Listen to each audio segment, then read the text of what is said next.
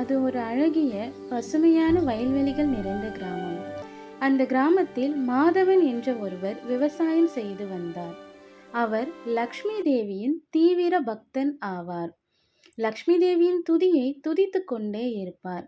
லக்ஷ்மி தேவியின் ஆசிர்வாதமும் அவருக்கு பரிபூரணமாக நிறைந்து இருந்தது. ஒரு நாள் அந்த கிராமத்தில் சூறாவளியுடன் கூடிய மழை பெய்தது. இதனால் மாதவனின் வயல் முழுவதும் சேதமடைந்தது. கதறி அழுதார் மாதவன்.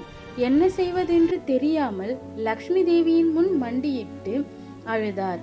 மீண்டும் தன்னம்பிக்கையுடன் முயற்சித்து அடுத்த விவசாயத்தை செய்ய ஆரம்பித்தார் மாதவன்.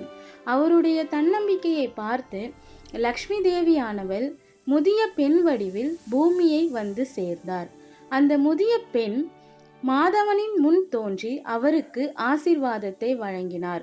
ஆசீர்வாதம் பெற்ற மாதவன் அடுத்த அறுவடையில் மிகுந்த பயிர்களை அறுவடை செய்தார். தன்னுடன் இருக்கும் பயிர்களை மற்ற ஏழை விவசாயிகளுக்கும் கொடுத்து மகிழ்ந்தார் மாதவன். தன்னம்பிக்கையுடன் முயற்சித்தால் தெய்வத்தின் ஆசீர்வாதம் நமக்கு எப்பொழுதுமே கிடைக்கும்.